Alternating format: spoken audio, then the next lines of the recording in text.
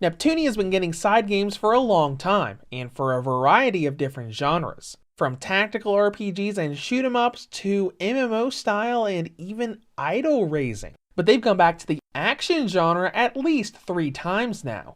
Nep got 2 action adventures on the PlayStation Vita with Action Unleashed and the Blonde Zombie game. The series is back, crossing over with Senran Kagura. Here is my review of Neptunia and Senran Kagura Super Ninja Wars for the Nintendo Switch. The plot of this game is in game ninjastry, not to be confused with game industry. Within it are warring nations of ninja fighting over each other's share crystals. The main conflict between Heartland and Marveland in their armies of ninja, with Neptune, Noir, Vert, and Blanc from the Neptunia franchise aligned with Heartland, with Asuka, Yumi, Miyabi, and Homura from Senran Kagura aligned with Marveland.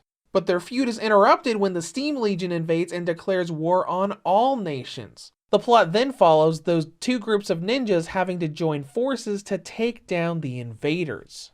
Overall, I would call the plot pretty cute. You don't necessarily need background info on either franchise to enjoy it, but Neptunia knowledge would definitely help. While there are a lot of scenes with the Senran characters, this is primarily a Neptunia game. There are loads of side characters from Nep that show up with actual models, whereas Senran Kagura has very little representation outside of the 4 playable characters.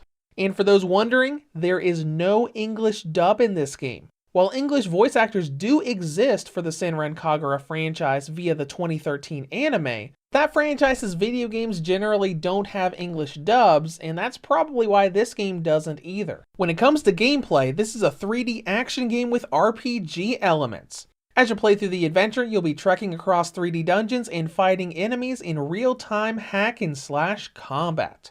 Before really getting started, let's clarify 2 things. The alternate costume DLC that was free on the PS4 is built into the Switch version, so you can use the Nep character palette swaps or the Senran character school uniforms from the get-go. And then we have censorship, or really lack thereof. One thing Senran fans will notice is the very tame nature of their characters. That franchise is known for occasionally going really far with the ecchi and perverse fan service, and while Tamsoft was involved with this game, it is much more akin to what you'd find in a Neptunia entry. There are fun little chest-sized debates here and there, and some of the new characters look more Senran focused in design of their chest parts, but that's about as far as it goes, and that's probably because of 2 reasons. The game was originally PS4 exclusive, so it was probably developed with the Sony censorship policy in mind. And as I mentioned earlier, despite the Senran characters being in it, Neptunia is clearly the focus here.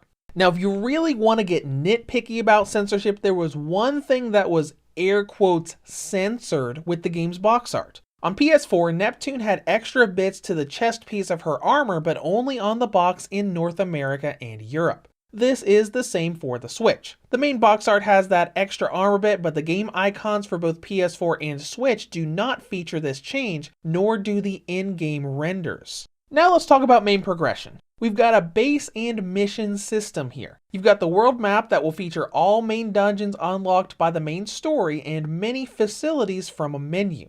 You've got the Shinobi base for swapping out party members, equipment, spirit gems for buffs, and equipped abilities. Then you've got the Shrine for side missions or rewatching scenes, Market Street for buying and selling resources, Meditation for a lewd minigame meant to give you a temporary bonus, and Ninchat for talking to NPC sprites to get extra side missions and items. But let's go into the actual gameplay, which feels like a mix between the Nep and Senran action games. Dungeons are fairly linear and less open, with occasional item boxes and small groups of enemies in each room. Nothing overwhelming like a Musou game, but much more contained, ending with a boss fight. Combat also feels a little bit different. You use basic melee attacks with the Y button and throw shuriken and kunai with the X button. No heavy attack for the Musou style combos, but you do still have dashing, jumping, and blocking. Aside from the combos, your main damage dealer is holding L to use up stamina for a cinematic ninja skill, or holding R to activate a temporary transformation, like increasing power in exchange for defense or making enemies unable to stagger you for a brief period. You do also have energy that builds up as you fight, so you can do a big cinematic ultimate attack, but abilities and transformations are what you're going to be using more often. Now there's one thing I like about this system and one thing I don't. The Neptunia characters all feel different from their previous incarnations. Neptune and Noir already used swords, but Vert and Blonde feel very different, especially with Blonde no longer wielding a slow and heavy hammer in exchange for a long and much faster paced sword. Their ninja skills are also new instead of just adapting main game abilities to this game. Now on the flip side, the Senran Kagura characters feel much more in their element. The basic combos are a bit longer than previous games like Estival Versus, but a lot of their playstyle is very similar, all the way down to how Yumi can skateboard on ice across the battlefield. Now the game combos are pretty fun to watch, but I do wish they flowed into skills a little bit better. Whenever you try to combo into a skill, there is a slow motion delay as it pulls up a menu for skills and you choose it. Even on the PS4 version with 60 FPS, it feels a bit detached from the rest of the combo. While the attacks in this game do have that harder hitting feel of the Senran Kagura franchise, I really wish they would just instantly flow from melee's hit into a skill like the Neptunia games have done. But what the game lacks in my personal preference, it makes up for in strategy. There are a lot of ninja themed tactics you have to use in combat. More damage is done from the back and you can fight in different ways. The shuriken weapon can be very overpowered once you find the right one in the shop with the rapid fire feature, letting a slew of shuriken thrown from a distance do almost as much damage as a close physical combo. It also helps that enemies will occasionally get stuck in doorways, letting you snipe them with shuriken with no danger to you. Now as you fight enemies and complete missions, you'll gain experience and can level up to increase your stats as well as learn new abilities. Because abilities are linked to the face buttons, you can only use 4 at any given time. And on equipment, you also get a lot of support buffs through the Spirit Gem mechanic. You can get these Spirit Gems as drops from enemies or buy them in the shop, giving you a lot of different buffs.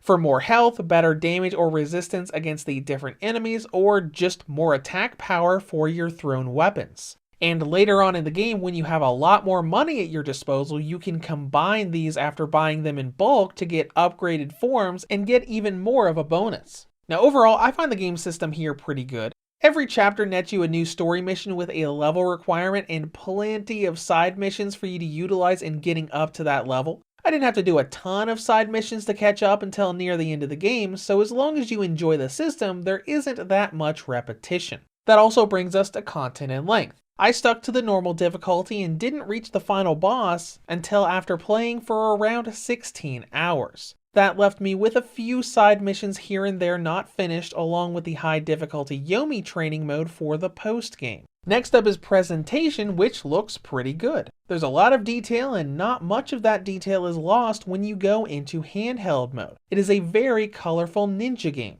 When it comes to performance, it's pretty good overall.